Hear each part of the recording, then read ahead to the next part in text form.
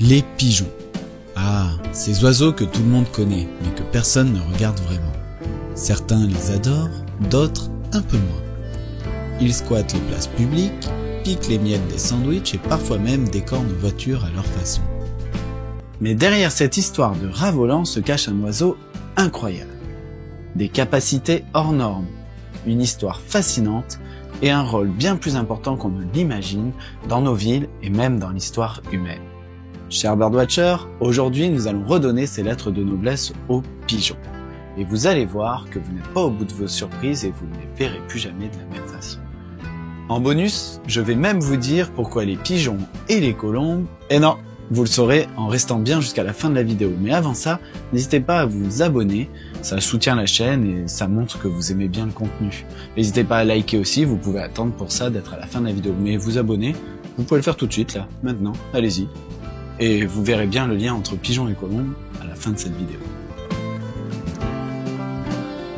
Premier pouvoir du pigeon, la vision surhumaine. Un pigeon, c'est juste un oiseau banal, gris, bruyant. Faux, cet oiseau a des capacités étonnantes. Un pigeon voit des couleurs qu'on ne peut même pas imaginer, alors que notre spectre visuel en tant qu'humain est limité, eux perçoivent les UV, les ultraviolets.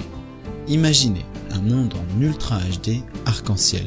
Ils voient des couleurs dont on ne soupçonne même pas l'existence. Mais ce n'est pas tout, ils ont aussi une ouïe extraordinaire, encore mieux qu'un super-héros de chez Marvel ou de chez DC. Ils entendent des fréquences inaudibles pour nous, ce qui leur permet de détecter des orages bien avant qu'on en ressente les effets par exemple. En gros, un pigeon, c'est une station météo vivante, parfois bien plus fiable que certaines applications. Et puisque ça ne suffisait pas, ils ont également une boussole intégrée. Les pigeons voyageurs peuvent retrouver leur chemin sur des centaines de kilomètres. Et on pense qu'ils utilisent le champ magnétique terrestre pour se repérer. Des études sont encore en cours à ce sujet. Un GPS naturel intégré, même pas besoin de Google Maps.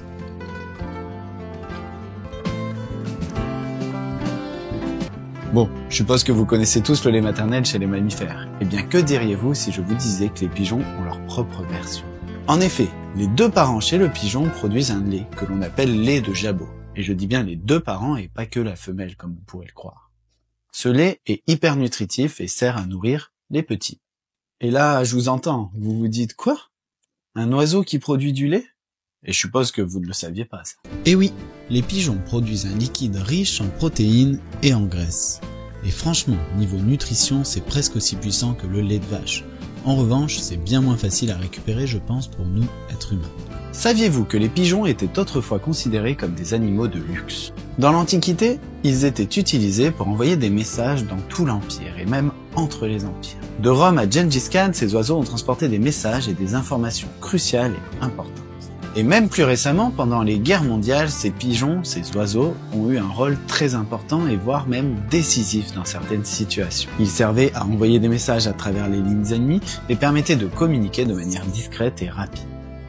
Le plus célèbre d'entre eux, qui s'appelle Cher Ami, a reçu une médaille militaire pour son héroïsme. Je vous parle plus précisément de cet oiseau dans un petit short que j'avais fait il y a quelques temps sur Cher Ami et sur son rôle pendant la guerre.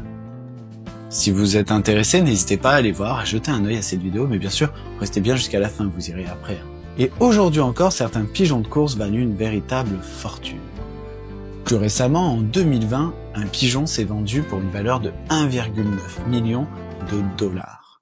Pas mal pour un rat volant. Avec leur nombre impressionnant et leur quasi-omniprésence dans les villes, on pourrait croire que les pigeons ne risquent rien aujourd'hui, que ce n'est pas une espèce en danger. Mais détrompez-vous. Certaines espèces de pigeons ont déjà disparu et sont éteintes. On ne les connaîtra jamais et nos enfants ne les connaîtront jamais non plus. C'est le cas de la tourte voyageuse, un pigeon qui comptait plus de 3 milliards d'individus au 19e siècle. C'est qu'il en a fallu pour éteindre cette espèce en si peu de temps. Et malheureusement, et aujourd'hui, il est totalement disparu à cause de la chasse et notamment de la déforestation et de la réduction des milieux de vie. Alors maintenant, on en vient à ce que je vous disais en début de vidéo et j'espère que vous vous êtes abonnés avant d'écouter ça. Si c'est pas fait, allez-y, il vous reste 5 secondes. Je vais vous dire pourquoi les gens adorent les colombes et détestent les pigeons. Cette préférence est sûrement due au fait que l'opinion publique trouve la colombe plus gracieuse, plus élégante, plus classe en fait que son homologue le pigeon. Est-ce que cette préférence est basée sur des faits scientifiques? A-t-elle des fondements ornithologiques? J'y réponds tout de suite.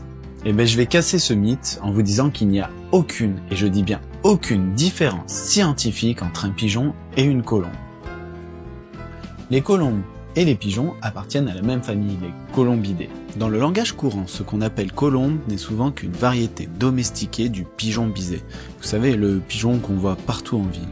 Son apparence élégante et son plumage blanc lui donnent une meilleure réputation, alors que son cousin gris est souvent mal aimé. En fait, si tu lâches une colombe de la paix en pleine nature, il y a de fortes chances qu'elle rejoigne un groupe de pigeons et vive sa meilleure vie avec eux. D'ailleurs, le nom latin du pigeon bisé se nomme Columbia livia. On entend bien le mot colombe dedans. Alors bien sûr, d'autres oiseaux ont l'appellation colombe, comme la colombe aymara, la colombe picuit, la colombe mondétour, la colombe roux-violette ou la colombe versicolore. Toutes ces colombes sont des oiseaux d'Amérique, du nord ou du sud. On ne rencontre donc pas de colombe en tant que telle en liberté en France.